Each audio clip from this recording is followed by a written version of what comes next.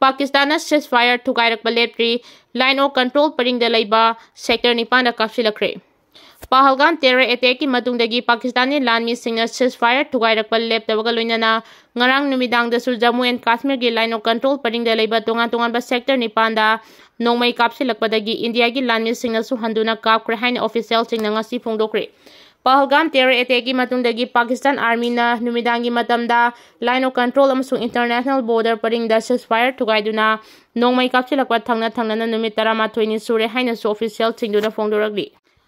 Pahalgam terror attack ki matung New Delhi amasung Islamabad ki marakta ungkhanaba hengalangai marakta Pakistan Army na nahongna na nongmai kapsilapagi thabak chatharakibani handak nahongna na ceasefire thugairagli ba asina ngamkhagi mafam chingda lairiba khunja singe marakta mipai ba pokna bagaloina na kariguma phibam asi hena lusilaklabadi makhoi leinabagi dama community amasung individual bunker sing sengdokpa amadi semdin sadinbagi thabak hana na hokre MLA kun mathoina hona jabagi mahaiya lagadra sambit pada lagle unaba yaba unaba hore Home Minister and Chief Minister Oiramba Biren bu February 8 resign ta holaga February 12 dagi President rule thamlakrabaso lenga makal asina Manipur gi land gi waroisin purakna ba masak thokpa kari amata tawbang ngamdre hairaduna miyanga khusamnaduna land gi waroisin purakna bagi damak anoba lenga ama sembiyo haiduna MLA kun mathoina mamang thagi kun mapanda Prime Minister amasung Home Minister da puna khudek piba Cherol Cheng Pisin Kibagi Mahai Yangadori Brahibagi Wahang Maikai Kayagi Maruina political circle dagi hangnaragle. Wahang Singh asi ngarang BJP gi Lok Sabha gi MP su oiriba North East gi coordinator Sambit Patrana ngarang ayuk pung mapan taramdaida Imphal Airport ta thunglabaga panthadana khawang tenduna MLA Singh Chief Minister Oiramba Biren Speaker T Hai Saitabratana Singba mathang unaraga Governor Fawba unakibadagi hangnarakibani. Mahangna airport ta thunglabaga panthadana helicopter tongduna Churchandpur da chatki aduga chahi ani helaba irang manungda thokpa thodok amada soktuna chahi ama hena layeng luraba matung halakhiba Thanlon AC gi MLA Bungjagin Balte amasung Churchandpur gi MLA LM Khawtega unaki MLA ani unaraba matungda Jomi Council Kukizo Council amadi Jomi Student Federation gi mihu singasu wari sanaki Masida ZSF ki makedagi memorandum ama pisilaki nungthil pung anirom tarakpada Churchandpur thadok lamlagba matung airport ta amuk hanna thunglaraga luang sabamda laiba MLA Biren gi mayumda chatuna mahaka unaki masigi matungda Brahmapur Baigyapati laikai da laiba speaker T Hai Saidabrata gi yumda suchatuna pungkhai amarom wari sanaki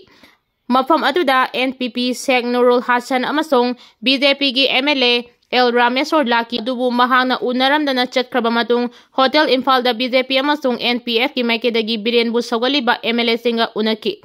makhoigi manungda K Syam S Kunjakesor S Premchandra L Susindro Awangbau Niumai Khasib Basum Laisio Kesing Losi Diko T Hai Syam Kumar K Hai Ibomcha Dinganglong Gangmai amasung T Hai Bisorjit Yauki BJP ki president su mafam aduda laktuna mahaka unaki adum oinamak Sambit Patraga wadi sanaraba MLA singna anoba lengak ama semagi matangdadi tangdangba wafam sing phongdokide adubu T Hai Syam Kumar nadi MLA singna Sambit Patrada majority su leirabanina government yamna thuna sembiro amasung highway singda free movement yahanbiu haina taksin ki haidi PR kuina thamba yaroi tha taruk tagi helabadi assembly dissolve torakani maram asina ngaihaki pendabagi ani thokpa malabasu BJP da ani thokte maram asina athuba matamda lengak sembiyo haina taksinkhibani haiki Sambit Patragi maikidagi su ingtapa hanjilaklaba matamdadi miyangi lengak soidana lakani haibagi wafam thamlaki MLA singna lengak semhan biyu haibadagi Manipur da peace hanjilaklabadi union lengak kidi state lengak semnaba sem saduna lei haiki aduga MLA kunma thoina handak pisin ki bachirol adugi matangdadi khanaba leite haiki MLA Awangbong Nimai dasu NPF ki oinadi miyangi lengakta thajaba thami adubu T Hai Bisorjit Sambit Patra unaba lakpada gari dagi kumtharakide hotel gi sangpham da ngai hak laithok laichin tawduna laiki paumi singna photo namnaba hotnarubada mahangna namhauron noi tungdagi hairam laga hotel da sangchinki tungda ngarang numidang pung 8 makhairom tarakpa fawba governor ga unakiba Sambit Patra Raj Bhavan dagi thorakidri Pakistan misal kapagi training tokre Pahalgam terror attack ki wahauda India amasung Pakistani marakta ungkhanaba hengalaklingai marakta Pakistan kilometer sama kun chana pai mangamba surface to surface missile Fatah series ꯀꯥꯞꯄꯒꯤ training ꯑꯃ ꯃꯥꯏ ꯄꯥꯛꯅ ꯅꯤꯡꯊꯧꯀꯥꯕ ꯅꯨꯃꯤꯠꯇ ꯄꯥꯡꯊꯣꯛꯈ꯭ꯔꯦ꯫ ꯍꯧꯖꯤꯛ ꯆꯠꯊꯔꯤꯕ exercise ꯏꯟꯗꯁꯀꯤ ꯃꯅꯨꯡ ꯆꯟꯅ ꯐꯥꯇꯥꯏ series ꯆꯥꯡꯌꯦꯡ ꯇꯧꯈ꯭ꯔꯦ ꯍꯥꯏꯅ ꯑꯥꯔꯃꯤꯒꯤ media wing inter services public relations ISPRꯅ ꯆꯦꯔꯣꯜ ꯑꯃꯗ ꯐꯣꯡꯗꯣꯔꯛꯂꯤ꯫ ꯃꯤꯁꯥꯏꯜ ꯀꯥꯞꯈꯤꯕ ꯑꯗꯨꯅ ꯂꯥꯟꯃꯤꯁꯤꯡꯒꯤ ꯑꯣꯄꯔꯦꯁꯅꯦꯜ ꯔꯦꯗꯤꯅꯦꯁ ꯁꯣꯏꯗꯅ ꯂꯩꯍꯟꯅꯕ ꯑꯃꯁꯨꯡ ꯃꯤꯁꯥꯏꯜ ꯑꯗꯨꯒꯤ ꯑꯦꯗꯚꯥꯟꯁ ꯅꯦꯚꯤꯒꯦꯁꯟ ꯁꯤꯁꯇꯦꯝ ꯑꯃꯁꯨꯡ ꯑꯦꯗꯚꯥꯟꯁ ꯑꯦꯀ꯭ꯌꯨꯔꯦꯁꯤ ꯌꯥꯎꯅ ꯃꯔꯨꯑꯣꯏꯕ ꯇꯦꯛꯅꯤꯀꯦꯜ ꯄꯦꯔꯥꯃꯤꯂꯤꯇꯔꯤꯁꯤꯡ ꯌꯦꯡꯁꯤꯟꯅꯕ ꯄꯥꯟꯗꯝ ꯊꯝꯈꯤ ꯍꯥꯏꯅ ꯆꯦꯔꯣꯜ ꯑꯗꯨꯅ ꯃꯈꯥ ꯇꯥꯔꯤ꯫ ꯃꯤꯁꯥꯏꯜ ꯀꯥꯞꯄꯒꯤ ꯇ꯭ꯔꯦꯅꯤꯡ ꯑꯗꯨ ꯑꯦꯄ꯭ꯔꯤꯜ 22ꯗ ꯖꯝꯃꯨ ꯑꯦꯟड ꯀꯥꯁꯃꯤꯔꯒꯤ ꯄꯍꯜꯒꯥꯝꯗ ꯇꯦꯔरिꯁꯁꯤꯡꯅ ꯃꯤꯑꯣꯏ 13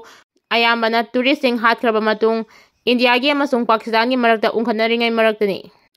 ꯅꯤꯡꯊꯧꯀꯥꯕ ꯅꯨꯃꯤꯠꯇ ꯃꯤꯁꯥꯏꯜ ꯀꯥꯞꯄꯒꯤ ꯇ꯭ꯔꯦꯅꯤꯡ ꯑꯗꯨ ꯄꯥꯀꯤꯁꯇꯥꯟ ꯑꯥꯔꯃꯤꯒꯤ ꯑꯣꯐꯤꯁꯤꯌꯦꯜꯁꯤꯡꯇ ꯅꯠꯇꯅ ꯑꯣꯐꯤꯁꯥꯔ, ꯁꯥꯏꯟꯇꯤꯁꯠꯁꯤꯡ ꯑꯃꯁꯨꯡ ꯄꯥꯀꯤꯁꯇꯥꯟꯒꯤ ꯁ꯭ꯇꯔꯦꯇꯦꯖꯤꯛ ꯑꯣꯔꯒꯅꯥꯏꯖꯦꯁꯟꯁꯤꯡꯒꯤ ꯏꯟꯖꯤꯅꯤꯌꯔꯁꯤꯡꯅ ꯌꯦꯡꯈꯤ꯫ ꯁꯔꯨꯛ ꯌꯥꯔꯤꯕ ꯂꯥꯟꯃꯤꯁꯤꯡ, ꯁꯥꯏꯟꯇꯤꯁꯠꯁꯤꯡ ꯑꯃꯁꯨꯡ ꯏꯟꯖꯤꯅꯤꯌꯔꯁꯤꯡꯅ ꯖꯣꯏꯟꯠ ꯆꯤꯐꯁ ꯑꯣꯐ ꯁ꯭ꯇꯥꯐ ꯀꯃꯤꯇꯤꯒꯤ ꯆꯦꯌꯔꯃꯦꯟ ꯑꯃꯁꯨꯡ ꯆꯤꯐ ꯑꯣꯐ ꯑꯥꯔꯃꯤ ꯁ꯭ꯇꯥꯐꯅ ꯊꯥꯒꯠꯄ ꯐꯣꯡꯗꯣꯛꯈꯤ꯫ ꯄꯥꯀꯤꯁꯇꯥꯟꯒꯤ ꯇꯦꯔꯤꯇꯣꯔꯤꯌꯦꯜ ꯏꯟꯇꯤꯒ꯭ꯔꯤꯇꯤꯗ ꯁꯤꯡꯅꯔꯛꯄ ꯊꯧꯑꯣꯡ ꯑꯃ ꯍꯦꯛꯇ ꯑꯔꯦꯝꯕ ꯇꯥꯍꯟꯅꯕ ꯄꯥꯀꯤꯁꯇꯥꯟ ꯑꯥꯔꯃꯤꯒꯤ ꯑꯣꯄꯔꯦꯁꯅꯦꯜ ꯄ꯭ꯔꯤꯄꯦꯌꯔꯅꯦꯁ ꯑꯃꯁꯨꯡ ꯇꯦꯛꯅꯤꯀꯦꯜ